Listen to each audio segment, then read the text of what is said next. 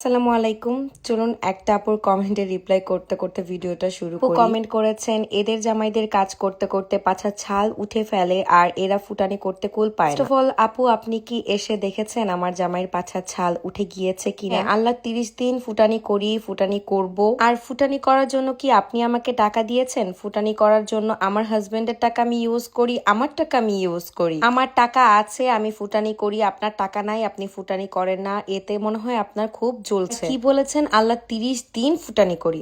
আল্লাহ 30 দিন ফুটানি করার আল্লাহ তাআলা আমাকে তৌফিক দান করেছেন। আপনাকে সেটা হয়তো বা করেনি, আপনি ফুটানি করতে পারেন না। একটা কথা লিখেছেন, না আছে কোনো পড়ালেখা, না আছে কোনো কাজ। সব থেকে বড় কথা হচ্ছে আমি যে ফুটানিটা করি সেটাই হচ্ছে আমার কাজ। আর পড়ালেখার কথা বলছেন, আমার বিয়ে হয়ে যাওয়ার পর আমি আর পড়ালেখাটা কন্টিনিউ করিনি। এটা যার যার ইচ্ছা, কে পড়ালেখা করছে কে পড়ালেখা করছেন সেটা তার পার্সোনাল বিষয়। আমি হয়তো অনেকের কাছে খুবই পছন্দের, অনেকের কাছে পছন্দের না, এটাই তো স্বাভাবিক, তাই না? যাদেরকে আমার পছন্দ না, প্লিজ আপনারা আমাকে ব্লক করবেন অথবা আমার পেজে আমাকে আনফলো করে দিবেন। আমি কখনো কোনো কিছু বলি না। অনেক সময় অনেক খারাপ কমেন্ট দেখার পর আমি সবসময় চুপ থাকি, মাঝে মাঝে না চুপ থাকতে পারি না। আমি এখন কথা বলা শুরু করেছি, অনেক আপুর কাছে আমি অনেক অপ্রিয় হয়ে যাব, কোনো সমস্যা নেই। সোশ্যাল মিডিয়াতে ভালো খারাপ অনেক মানুষ আছেন, আপনারা কাকে বাদ রেখেছেন উল্টাপাল্টা কথা বলতে, গালিগালাজ করতে? 5 মিনিটের একটা ভিডিও দেখে অনেক কিছু অনেক মন্তব্য করে বসে। হোক, এগুলো নিয়ে আমি আর কথা বলতে চাই না। সেদিন আমরা হচ্ছে টিউলিপ বাগানে গিয়েছিলাম। আমার লাইফের ফার্স্ট টাইম আমি এত সুন্দর টিউলিপ দেখেছি। এই ড্রেসটা হচ্ছে আমি আর্টস অফ প্রিয়া থেকে নিয়েছি। ড্রেসটা আমি প্রায় 5 মাস আগে কিনেছি, কিন্তু পরাই হয়নি, কারণ এই ড্রেসটা রেখেছিলাম আমি টিউলিপ বাগানে পরে যাব। ফাইনালি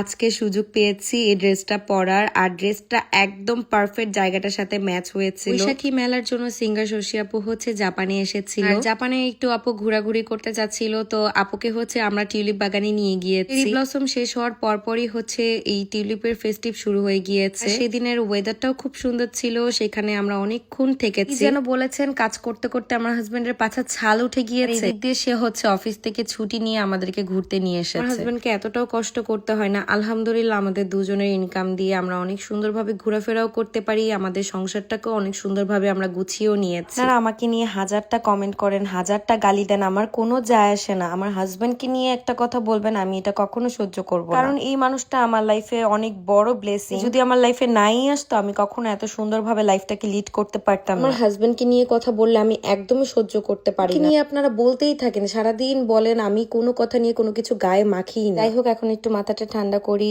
শশী আপু হচ্ছে টোকিও নাইট লাইফটা দেখতে চাচ্ছিল। টিউলিপ বাগানে ঘোরার পর আমরা আপুকে নিয়ে হচ্ছে শিনজুকু চলে যাই। এটা হচ্ছে শিনজুকুর সব থেকে ফেমাস জায়গা। টোকিও সাইডটা দেখতে খুবই ভালো লাগে। পর স্ট্রবেরির এইটা হচ্ছে আমরা নিয়েছিলাম, এটা খেতে বেশ ভালো লেগেছিল। আর আমি জানি না আপনারা আমাকে পার্সোনালি কতটুকু চিনেন, আমি সবসময় চেষ্টা করি সবার সাথে মিলেমিশে থাকার। আমার শ্বশুরবাড়ির ফ্যামিলি হোক, সেটা আমার বাইরের মানুষ হোক, সেটা আমার ফ্রেন্ড সার্কেল হোক, যারা আমাকে সামনে থেকে দেখেছেন, যারা আমাকে সামনে থেকে চেনেন, তারাই হয়তোবা আমাকে জানেন যে আমি কেমন। ঘুরতে ঘুরতে এই টোকিওর ম্যাগনেটটা পেয়ে গিয়েছি। ভেবেছি যেখানেই জাপানে ঘুরতে যাই না কেন, আমি সব জায়গার একটা ম্যাগনেট নিব, আর টোকিওর এই ম্যাগনেটটা নিয়েছিলাম। ম্যাগনেট গুলো কিনে আমি হচ্ছে আমার ফ্রিজে লাগিয়ে থাকি। অনেক রাত হয়ে গিয়েছিল, আমরা তারপর মিথুন আপুর বাসায় চলে গিয়েছিলাম। আর আপু হচ্ছে কোনো কিছুই রান্না করে যায়নি, আপু ইনস্ট্যান্ট হচ্ছে ভর্তা কতগুলো বানিয়েছে। আমাদের এখানে আসার কোনো প্ল্যান ছিল না, হঠাৎ করে আমরা আপুর বাসায় চলে এসেছি। আর আপু সাথে সাথে এই যে এত কিছু করে ফেলেছে, এখানে গরুর মাংস করেছে,